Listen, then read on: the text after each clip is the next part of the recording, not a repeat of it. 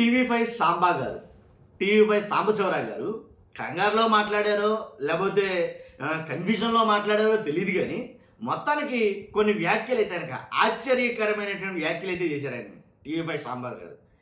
ఏంటంటే మహానాడు ఏదైతే మహానాడు టీడీపీ నిర్వహించిందో, మహానాడు నిర్వహించినప్పుడే మీరు ఎందుకు పెట్టాలండి ప్రెస్ మీట్లు? ఓ పక్కన మహానాడు జరుగుతుంది కదా, మీకెందుకు అలా ఉండొచ్చు కదా సార్? మీరు మహానాడు జరుగుతున్నప్పుడు ప్రెస్ మీట్లు ఎందుకు పెట్టాలి? మీరు ఎందుకు పెట్టారు ప్రెస్ మీటు? అనవసరంగా మీరు ప్రెస్ మీట్ పెట్టడం వల్ల, అంటే జగన్ గారు ప్రెస్ మీట్ పెట్టడం వల్ల మహానాడు ఫెయిల్ అయిపోయింది కదండి. ఇలాంటి కంగారు మాటలైతే కనుక కొన్ని మాట్లాడాడు ఆయన. ఏంటి, జగన్ గారు ప్రెస్ మీట్ పెట్టడం వల్లే మహానాడు మొత్తం ఫెయిల్ అయ్యింది అన్నట్టుగా ఆయన కొన్ని వ్యాఖ్యలు చేశాడు. మహానాడు పైన జగన్ గారు విషం చిమ్మడానికే ప్రెస్ మీట్ పెట్టాడు, విషం చిమ్మాడు అని కొన్ని వ్యాఖ్యలు చేశాడు ఆయన. కాబట్టి ఆయన మాట్లాడిన మాట్లాడటో మన రాష్ట్ర ప్రజలందరూ తెలియాలి. కాబట్టి మీ బాధ్యతగా మీరు లైక్ చేయండి. మీరు లైక్ చేస్తే ఎక్కువ మంది ఈ ఇన్ఫర్మేషన్ షేర్ అవుతుంది. కొత్తగా మన ఛానల్ చూస్తే పక్కాగా సబ్స్క్రైబ్ చేయండి. మీ అమూల్యమైన అభిప్రాయాన్ని కామెంట్ రూపంలో తెలియజేయండి. ఒక్కసారి సాంబా గారు ఏం మాట్లాడతారో ఆయన మాటల్లో విందాం. ఒక్కసారి కొంచెం శ్రద్ధ పెట్టి వినండి.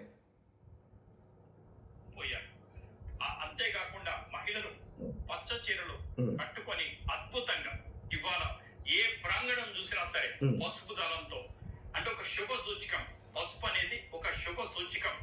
ఇది 4 సంవత్సరాల క్రితం ఒక్కసారి టీవీ5 డిబేట్స్ గుర్తు చేసుకోండి.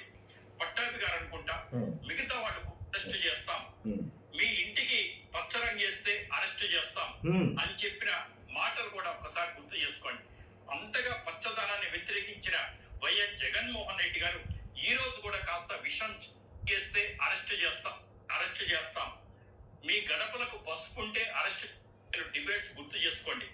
పట్టాభి గారు అనుకుంటా మిగతా వాళ్ళు కూర్చున్నప్పుడు పసుపు చీర కట్టుకుంటే అరెస్ట్ చేస్తాం, మీ గడపలకు పసుపుంటే అరెస్ట్ చేస్తాం, మీ పంట చేను పచ్చగా ఉంటే అరెస్ట్ చేస్తాం. ఎవడైనా అన్నం తినేవాడు ఎవరైనా కానీ మీ పంట చేను పచ్చగా ఉంటే అరెస్ట్ చేస్తాం అని అంటాడండి? మీ పంట చేను పచ్చగా ఉంటే అరెస్ట్ చేస్తామని అనేవాడు ఎవడని ఉంటాడా? ఒక్క మాట, మీరు పసుపు చీరలు కట్టుకుంటే అరెస్ట్ చేస్తాం, మీ ఇంటికి పచ్చ రంగు వేసుకున్నా పసుపు రంగు వేసుకున్నా సరే అరెస్ట్ చేస్తాం అని అన్నాడంట జగన్మోహన్ రెడ్డి గారు. ఈ ఎవరో చెప్తున్నారు ఆ మాట, సాంబా గారు చెప్తున్నారు ఈ మాట. అర్థమైంది మీకు? అప్పుడు పసుపు చీర కట్టుకుంటే అరెస్ట్ చేస్తాం, మీ గడపలకు పసుపు ఉంటే అరెస్ట్ చేస్తాం, గడపలకు పసుపు పంట చేరు పచ్చగా ఉంటే అరెస్ట్ చేస్తాం, మీ ఇంటికి పచ్చ రంగు వేస్తే అరెస్ట్ చేస్తాం అని చెప్పిన మాటలు కూడా ఒక్కసారి గుర్తు చేసుకోండి. అంతగా పచ్చదనాన్ని వ్యతిరేకించిన వైఎస్ జగన్మోహన్ రెడ్డి గారు ఈ రోజు కూడా కాస్త విషం చల్లారా? ఏమనంటే మరి ఎన్టీ రామారావు గారి పుట్టినరోజు సందర్భంగా ఒక పార్టీ ఒక మహానాడు పుట్టినరోజు నిన్న ఈ రోజా నాకు అర్థం కాలేదు. ఈ రోజేమో 25 తారీఖు అంతా పుట్టినరోజు, నిన్న ఈ రోజా నాకు చేసుకుంటుంటే జనరల్ గా మిగతా పార్టీ నాయకులు శుభాకాంక్షలు తెలుపుతారు లేదా గమ్మున ఇంట్లో పడుకుంటారు. కానీ ఇలా అలా కాదు, తగుదనమ్మా అని చెప్పి ఈ రోజు ఒక ప్రెస్ మీట్ లాగా పెట్టి ఒక మీటింగ్ లాగా పెట్టుకొని దాంట్లో అవాకులు చెవాకులు ఎప్పటిలాగానే పేరారు. దీన్ని బట్టి ఏమర్థం అవుతుంది? ఏంటి, ఎవరిని ఓర్చుకోలేదు, అందుకే మిస్సింగ్ ప్రెస్ మీట్ పెట్టారు. కోరుకోరు. నలుగురు పచ్చగా ఉంటే ఓర్చుకోలేని మనస్తత్వం అబ్బా మాజీ ముఖ్యమంత్రి జగన్మోహన్ రెడ్డి గారు. ఈ రోజే దాన్ని డైవర్షన్ పాలిటిక్స్ అంటారు, మీడియా డైవర్షన్ అంటారు. ఒక పక్కన మహానాడు నడుస్తుంటే ఒక పక్కన నాది ఎందుకు ఇవ్వరు, నేను మాట్లాడింది ఎందుకు ప్రసారం చేయరని ప్రెషర్ మీద ప్రెషర్ పెట్టారు అన్ని ఛానల్స్ కూడా. ఇది సాంబా గారి ఛానల్ కూడా టీవీ5 కానీ ఆంధ్రజ్యోతిని కానీ చాలా ప్రెషర్ పెట్టారంట ఎవరో జగన్ గారు.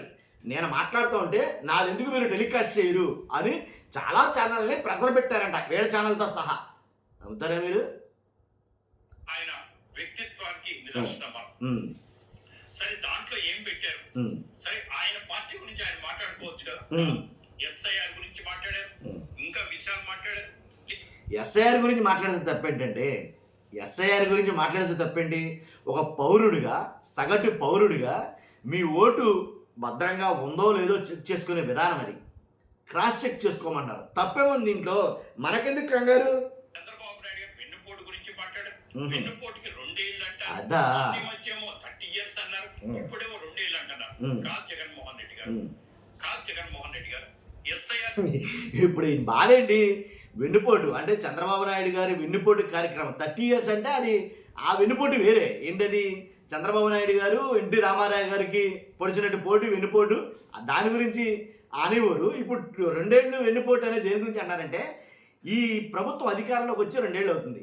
ఈ 2 ఏళ్లలో ఏంటి వెన్నుపోటు కార్యక్రమం అనేది జనాలకు వెన్నుపోటు, సంక్షేమ పథకాలు అమలు చేయకపోవడం వెన్నుపోటు, ఇచ్చిన హామీలకి వెన్నుపోటు, ఇలాగ ఒక వెన్నుపోటు కార్యక్రమం అయితే జరిగింది అని వైసీపీ వాళ్ళు చెప్తున్నమాట. ఈయన అదిగో మీరు అప్పుడే అన్నారు అంటే గింటే మళ్ళీ 30 సంవత్సరాలు అనాలి, మళ్ళీ మీరు 2 సంవత్సరాలు అంటారేంటి అని కోపించాడు ఈయన నిజంగా. ఒక్కసారి చూద్దాం ఒకసారి. గురించి మీరు మాట్లాడిన మాటలన్నీ కూడా అవాస్తవం. మమతా బెనర్జీ గారి కాలంలో 98 లక్షల మంది ఓట్లు తీసేశారన్నారు, కరెక్టే. 58 లక్షల ఓట్లు తమిళనాడులో స్టాలిన్ గారి హయాంలో తీసేశారన్నారు, కరెక్టే. ఆ ఇద్దరు దాని వల్లే ఓడిపోయారని చెప్పడం మాత్రం కరెక్ట్ కాదు. సరి చేసుకోండి. ఇలా చెప్తూ పోయి సరి చేసుకోండి గారు, ప్లీజ్ సరి చేసుకోండి. పెట్టద్దండి మీటింగ్లు ఇలాగా. ఏంటంటే మహానాడు జరుగుతున్నప్పుడు మీరు ప్రెస్ మీట్ పెట్టడం, మీరు ప్రెస్ మీట్ పెడితే మళ్ళీ మహానాడు ఎవరు చూడరు. ఎందుకంటే జగన్ గారు పెట్టే ప్రెస్ మీట్ అంటే ఏదో ఉంటుంది, ఖచ్చితంగా ఏదో జరుగుతుంది అని మీ ప్రెస్ మీట్లో చూస్తున్నారు జనం అంతా. ప్లీజ్ దయచేసి పాపం సాంబ గారైనా మీరు అర్థం చేసుకోవాలి. కాబట్టి ఆయన మాట్లాడిన మాటలో వాస్తవం లేకపోవాలి, వాస్తవం మాట్లాడాడు ఆయన. ఎందుకంటే మీరు అదే రోజు ప్రెస్ మీట్ పెట్టడం వల్ల మహానాడు గురించి ఎవరు పట్టించుకోకపోవడం, పెద్దగా ఎవరు చూడకపోవడం అనేది జరిగింది అని ఆయన ఉద్దేశం. సుమా ఇది నా ఉద్దేశం కాదు, సాంబా గారి ఉద్దేశం. కాబట్టి మీరు డైవర్షన్ చేయడం కోసం, అంటే మహానాడు నుంచి జనాల్ని డైవర్ట్ చేయడం కోసం మీరు ప్రెస్ మీట్ పెట్టారు. అంటే మీరు ప్రెస్ మీట్ పెడితే చాలు డైవర్ట్ అయిపోతారు జనాలు, ఇండైరెక్ట్గా చెప్పేది అది. కాబట్టి ఖచ్చితంగా ఆయన అయితే కంగారు పడ్డాడేమో నాకు అనిపించింది. ఎవరిదో వాళ్ళదే కానీ, అంతేగాని ప్రెజర్ పెట్టారు జగన్ గారు, మా ఛానల్లో కూడా టెలికాస్ట్ చేయమన్నారు, లేకపోతే ఇవన్నీ జరగని మాటలు ఇవి. కాబట్టి చూస్తున్నా మీరు అందరూ కూడా మీ అభిప్రాయం ఖచ్చితంగా కామెంట్ రూపంలో తెలియజేయండి. ఫస్ట్ అయితే లైక్ చేయండి. Thank you very much.